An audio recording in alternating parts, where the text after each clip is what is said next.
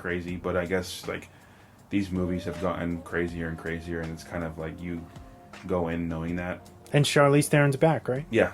And she doesn't have dreads. Hacker. And John Cena. She's got a little pixie cut, right? Yeah. John Cena. They traded The Rock for John Cena, bro. Yeah, I mean, you don't Is lose, Rock really. is Rock out because of Because of Tyrese, so the beef between him and but they did Shaw and because so he's in the universe still. Right? Yeah, because I know they do have a couple. I think she's a big time actress. Hobbs She's and older. Shaw She's an or older lady actress, but she is in the trailer for this, and I believe she's in Hobbs and Shaw. Okay. So that's how those. Did two you watch universes that? Connect. I never saw Hobbs and Shaw. You? Come on, man. You didn't see You it? saw it? No. No. Oh. I want to see it just to see how I'm like, becoming the ridiculous it snob is. now, bro. It's beyond me. Yeah. What else? Oh yeah. So sorry, I lied. I have one more little bit of news. I guess when Emily Blunt was filming the Jungle Cruise, she had actually been spotted doing a couple meetings with Marvel Studios. So that's just a little thing going around that supposedly maybe she's in talks to do something with Marvel somewhere down the road. Nothing ever happened with Ryan Gosling, though. Yeah, no, it's true. I mean, like I said, it's possible. Yeah. It's them meeting, kind of picking brains to see what type of actor and actress what kind of role they could play. I am so stoked for A Quiet Place 2. That is such a good fucking trailer. It looks amazing. That trailer is like, they like recreated Last of Us, pretty much, kind of. It looks so good. I'm excited for that one. That trailer killed it. But yeah. Oh, and then bringing Cillian Murphy. Oh yeah. After already having a solid cast, and they're just like, what? Yeah. So good. That's it for my news. Nice, Diego. Anything, or did he touch on everything? He touched on everything. Now I like touching everything. Cool. What? Where do you touch you on this doll? Drop the mic. Please stand by. I just have a couple pieces. Nice. Let's dive into the Expendables. Yeah. All right, so recently Sylvester Stallone released that he will be bringing back the team, but not in a way that you think. It won't be a film. It's going to be in the medium of a graphic novel. Not only a graphic novel, but he's gonna kill everybody, and they're gonna go to hell, and they're gonna fight in hell. Whoa! We went there. Yeah. So he's like, fuck logic, or like, why not? We've done everything else. Nobody wants to get together for the next movie, so I'm sure. I mean, they're older, so yeah. No, it's harder for them. I think there was definitely some disagreements on doing he was trying to put together next movie, but yeah, I think this is a smart move if they do want to do something. Did you read about the rumored Jason Statham spinoff? No. It's the Expendables, A Christmas Story. Really? Yeah, because his last name is Christmas. I don't know if it's supposed to be. I think it's supposed to be a standalone like spinoff. Not standalone, but a spinoff. Movie or movie. Yeah. So he gets his own movie, but they can't get a movie with all these fuckers in it. Supposedly, they're still in talks to see if who they can get to cameo or come back. But I guess it's supposed to be around Jason Statham's character because he's so damn hot right now. Wow. Okay. I guess I don't know. I just thought, and I'm not even a fan. So I've seen the first. I think I saw the first two Expendables, the first one, and it is what it sounds like. It's fucking nuts. Yeah. They got Chuck Norris. That's crazy. Right? That's crazy. Every 80s and like early 90s action star, and Randy Couture. Yeah. Yeah. Captain America. It's pretty wild, and this is bonkers. That's why I wanted to talk about it, and I'm glad you brought it up first. That they're gonna do a comic book for Expendables. I wonder if people will read it. Well, I guess we'll see. I know Sylvester's obviously still a huge draw, so maybe he can turn people onto it. Moving on from that, you guys already saw this because I posted it, but Idle Hands is getting a well-deserved special edition Blu-ray. Yeah. Courtesy of Shout Factory, Yes. aka Scream Factory. Pretty excited about that.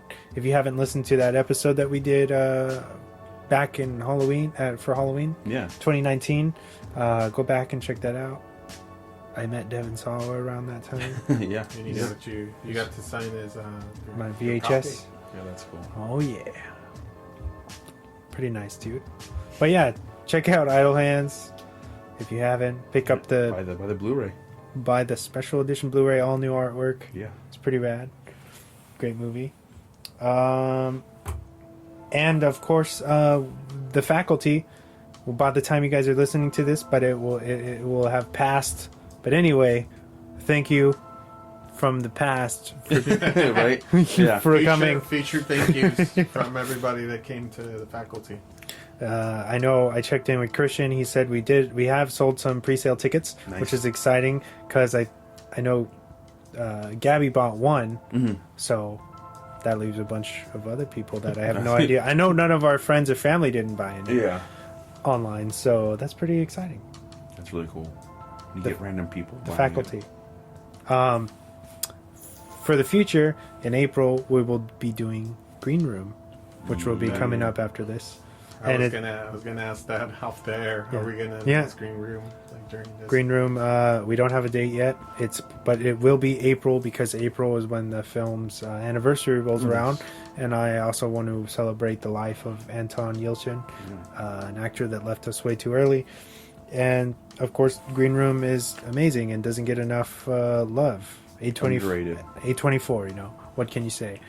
But shout out to Christian, shout out to Digital Gym for all they do, creating a safe space for us. Yes. Oh yeah, always. It's amazing. And then we'll move into our Rex. And now it's time for the weekly recommendations. James. All right, so I have one.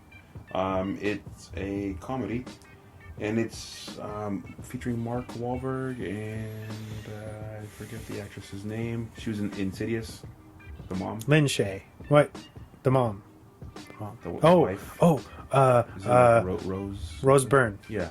I think the movie's called Instant Family. Yes. It's a comedy. Yes. They're trying to adopt some kids, and they end up remember that. adopting 3. Mhm. 2 sisters and a brother. It's a pretty funny movie. Where's it streaming on? I believe it's on HBO. Okay. I think it's on HBO. It's one of those premiere. I love how networks. that's all Mark Wahlberg does now. Yeah, It's like a funny. family comedy Yeah. stuff. He's great in it.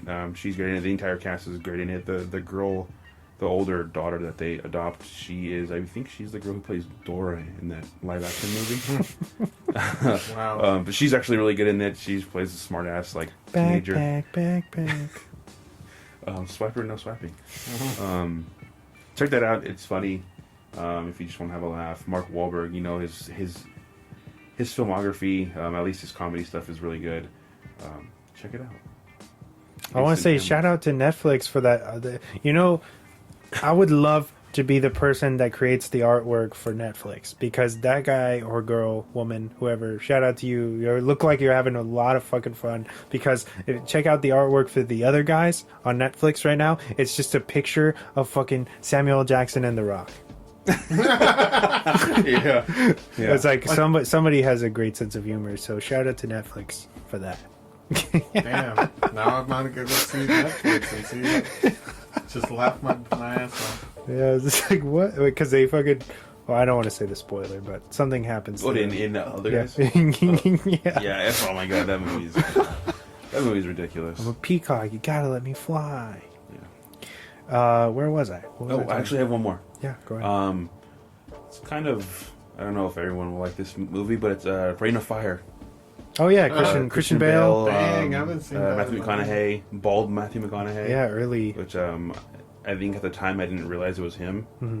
Yeah, So he doesn't he's- look like No, himself. he's like, I mean, of course he's a fit guy, but he's like especially ripped in this and has tattoos all over his arms and everything. But check it out. It takes place in like the future where dragons have awoken. Does that still look good? How does that CGI hold up?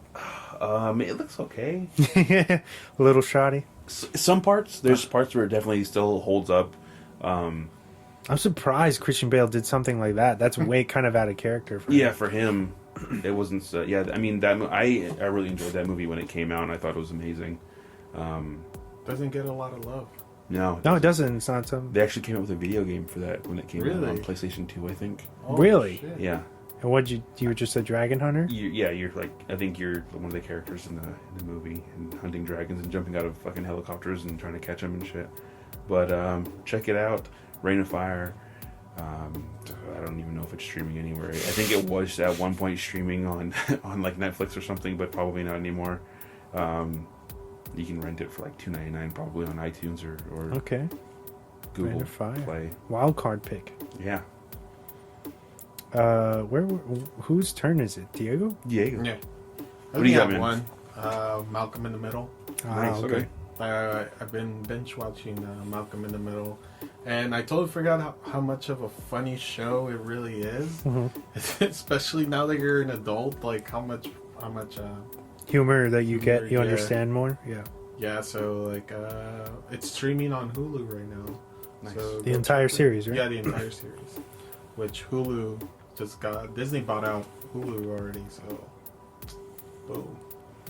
Give us back the Punisher, Hulu. All right. Let's do it. Daredevil. What's Yeah. up? That's what I think they're gonna end up doing. So, Fucking Jessica Jones. I like Jessica Jones. so yeah, Malcolm in the Middle. One and done, huh? One and done. Man. All right, I have a couple. My first one, I was just telling you guys about it off air. Obey Giant, that's what it's called. Okay. Obey Giant, documentary on the amazing Shepard Fairey, who is a mixed media artist, graphic design artist. You know, he's incredibly famous now, world famous for his wheat pastes, and he's amazing. Yeah. And the documentary streaming, I think it was an exclusive for Hulu. It really dives deep into the financial troubles he suffered because of his Obama piece. The hope. Yeah. Because, of course, and he even says it himself, that he was just tired of creating all this art for negativity. Like, I'm against this, I'm against police brutality, I'm against Bush, you know what I mean? Yeah. Because that was when he wrote his rise to fame, was when the Bush and the whole Iraq stuff was going on. And so